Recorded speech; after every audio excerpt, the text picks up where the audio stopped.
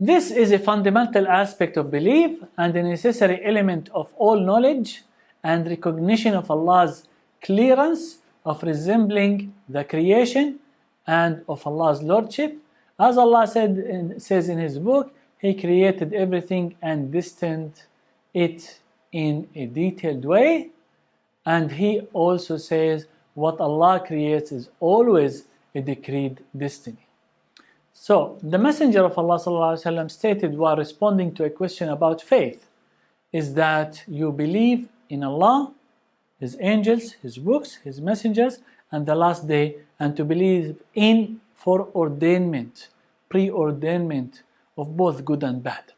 So that's a big portion of our belief, and sometimes this part can cause lots of people to go astray because of that. You will find them, yes, I believe in Allah, the angels, the book. Something bad happens to him, he panics. And he says, why me? Well, that has been preordained. So part of our faith is believing in that. I did my best. Why did I fail in the exam? Calm down. This has been preordained. You did your best. You studied your best because you are required to do that as part of the ibadah.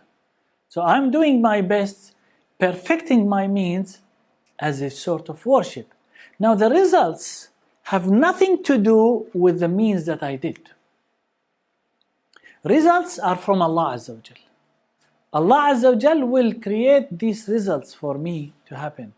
But what I did is means as of worship from my side.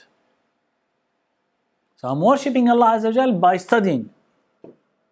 Results of the exam are something else. I'm worshipping Allah Azza wa Jal by perfecting my means, for example, in doing my job. Result, success or failure is from Allah Azza wa Jal, and so I need to understand that if it happened, it's from Allah. If it did not happen, it's a test from Allah Azza wa Jal. There is a wisdom from Allah Azza wa Jal for that thing not to happen. If one believes in a creator other than Allah, he has committed shirk, polytheism. If that is true, what is the situation of a person who believes that everyone creates his own actions?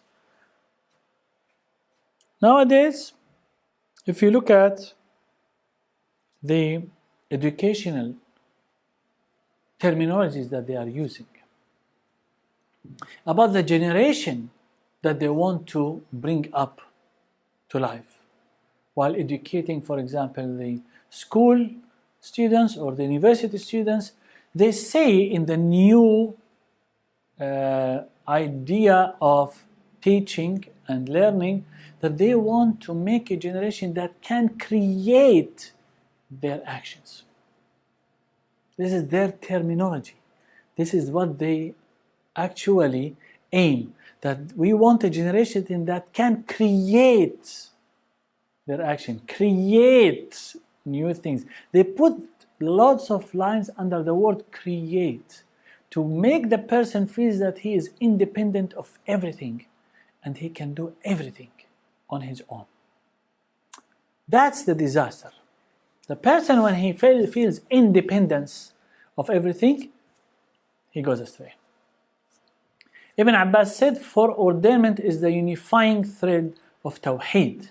Hence, whoever professes Allah's unity but denies foreordainment, his denial contradicts his profession of Tawheed. So the person who has a problem with foreordainment can have that problem in two ways.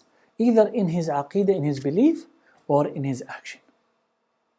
So rejecting the foreordainment in the belief, when he says, no, not everything has been written about what's going to happen. Allah doesn't know except after this happened, and this is shirk.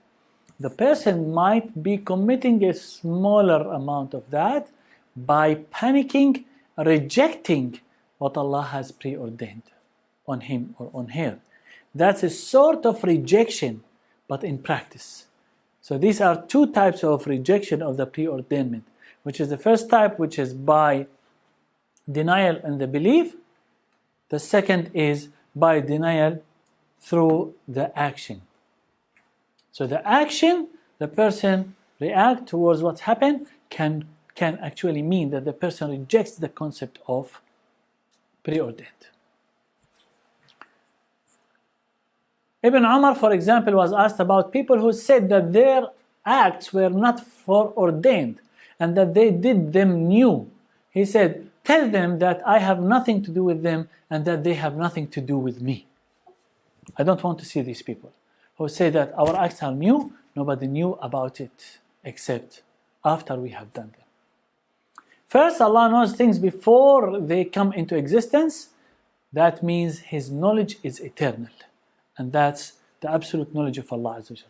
Second, foreordainment, qadr, is to fix the measures of things, namely the properties, attributes which they will have. So Allah Azza wa Jal, with His preordained things that He has written, He written every detail about everything that's going to happen. Even the leaf that's going to drop from the tree has been written. The measures of everything.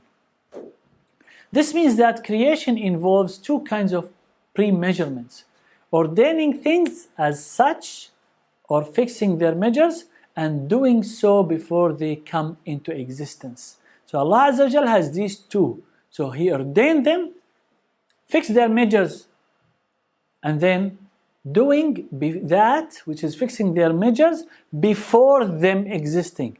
So Allah Azza wa Jal ordained it before it happened. So these are the two things that involved in what we are speaking about now.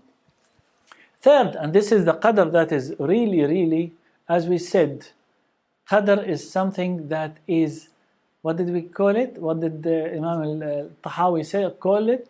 This is the secret of Allah Azza wa Jal, that He did not show anyone of His creation, which is qadr or destiny.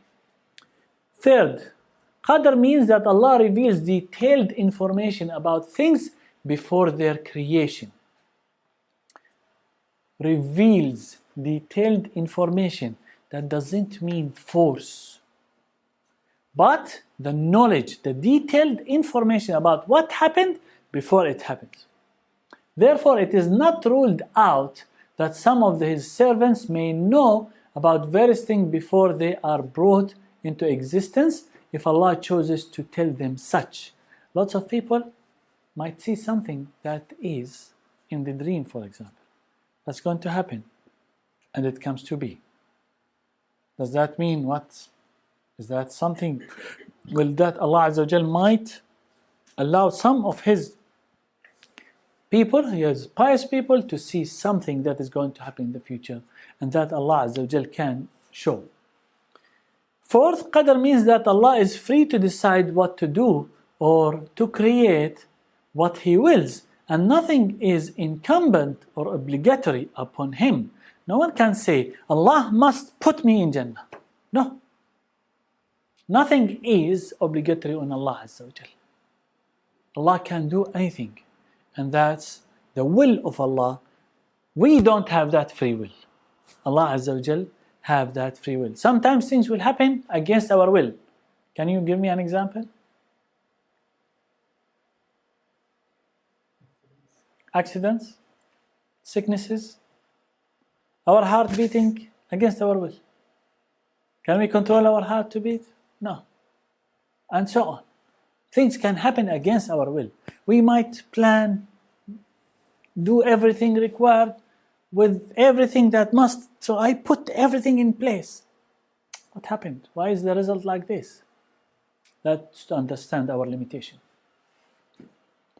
Fifth, and finally, it means that the things that He ordains are contingent, that they come into being after they were not there. So everything that were ordained are contingent. So everything is contingent apart from Allah Azza wa Jal. So Allah Azza wa Jal is the eternal and the everlasting, but everything else is contingent. That's why with His knowledge, He wrote down what's going to happen.